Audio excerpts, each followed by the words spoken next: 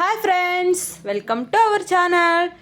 మనం ఈరోజు ఎంతో రుచికరమైన ఆలు పరోటా ఎలా తయారో చూద్దాం. ఆలు పరోటాకి ముందుగా మనం పిండిని అయితే మిక్స్ చేసి పెట్టుకుందాం. ముందుగా ఒక ప్లేట్ తీసుకొని అందులో 2 కప్పుల గోధుమ పిండిని వేసుకుందాం. ఇప్పుడు అందులో కొద్దిగా సాల్ట్, తర్వాత కొద్దిగా ఆయిల్ వేసుకుని ఇలా బాగా ఉప్పు అంతా పిండిలో కలిసేటట్టు బాగా కలుపుకోవాలి. ఇప్పుడు మనం కొద్దిగా నీళ్ళని యాడ్ చేసుకుంటూ మనం పిండిని ముద్దలాగా మిక్స్ చేసుకుందాం. చూసారా, ఇలా బాగా పిండిని చేత్తో ఇలా ఒత్తుకుంటూ బాగా ప్రెస్ చేసుకుంటూ మనం పిండిని ముద్దలాగా తయారు చేసి పెట్టుకుందాం. చూసారా ఫ్రెండ్స్, పిండిని అయితే మనం బాగా కలుపుకొని ఇలా ముద్దలాగా కలుపుకొని ఇలా ఒక బౌల్లో తీసుకుందాము. మెత్తగా ఉండకూడదు, అలానే మళ్ళీ గట్టిగా కూడా ఉండకూడదు ఫ్రెండ్స్. చూసారా, ఇలా పక్కన తీసి ఒక అరగంట మనం పిండిని మూత పెట్టి నానబెట్టుకుందాం. మనం ఇప్పుడు అందులోకి పెట్టే పూర్ణం కోసం అయితే రెడీ చేసుకుందాం. ముందుగా మనం ఉడకపెట్టి పెట్టుకున్న బంగాళదుంపలని ఇలా ఒక స్పూన్ సహాయంతో బాగా స్మాష్ చేసుకోవాలి. చూసారా, ఇలా బాగా స్మాష్ చేసిన తర్వాత ఇందులో మనం ఉల్లిపాయ ముక్కలు, కట్ చేసి పెట్టుకున్న ఉల్లిపాయ ముక్కలు, కట్ చేసి పెట్టుకున్న పచ్చిమిరపకాయ ముక్కలు, అలాగే కొత్తిమీర, తర్వాత జీలకర్ర పొడి, కొద్దిగా కారం, ధనియాల పొడి, తర్వాత కొద్దిగా గరం మసాలా, కొద్దిగా పసుపు వేసుకుందాము. అయ్యో, నేను మర్చిపోయాను ఫ్రెండ్స్, సాల్ట్ వేయడం అయితే మర్చిపోయాను. ముందుగానే సాల్ట్ వేసుకోవాలి, నేను మర్చిపోయాను. ఇప్పుడైతే మనం సాల్ట్ కొద్దిగా వేసుకుందాము. సాల్ట్ వేసుకుంటేనే కదా ఫ్రెండ్స్ రుచి, నేను అదే మర్చిపోయాను.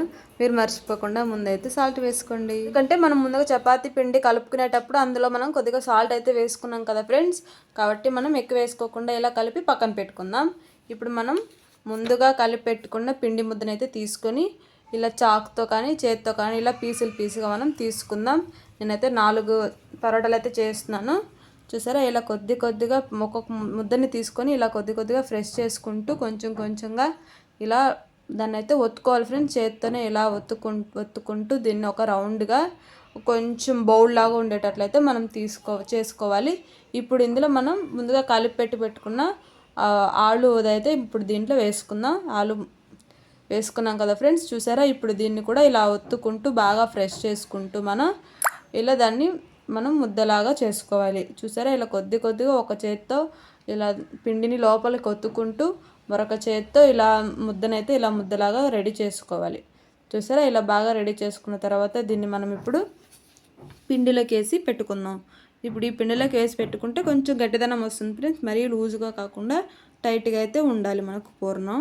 చూసారా, ఇప్పుడు దీని మీద అంతా మనం పిండిని బాగా అప్లై చేసుకొని ఇప్పుడు చపాతీ పీట పైన పెట్టుకొని చపాతీ కర్రతో దీని అయితే మెల్లిగా అయితే ఒత్తుకోవాలి ఫ్రెండ్స్. మళ్ళీ ఎక్కువ దాని మీద ప్రెషర్ పెట్టి ఒత్తకూడదు, ఎందుకంటే పూర్ణం అయితే బయట వచ్చేస్తుంది. కాబట్టి ఇలా మెల్లిగా ఒత్తుకుంటూ మనం పరోటా ఇలా రుద్దుకోవాలి.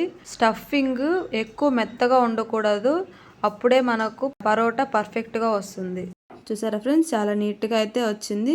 ఇలా కొంచెంగా మనం మెల్లిగా అయితే ఒత్తుకోవాలి ఫ్రెండ్స్. తిప్పుకుంటూ మార్చుకుంటూ 2 వైపులుగా మార్చుకుంటూ మనం ఒత్తుకోవాలి చపాతీని.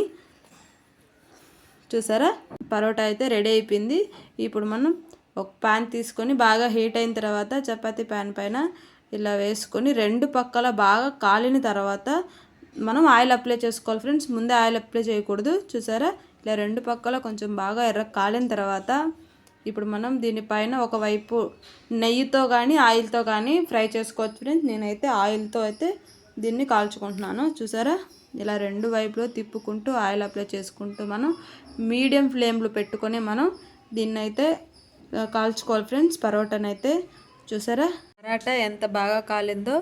ఇప్పుడు మిగిలినవన్నీ కూడా మనం కాల్చి ఇలా పెరుగుతో సర్వ్ చేసి పక్కన పెట్టుకుందాం.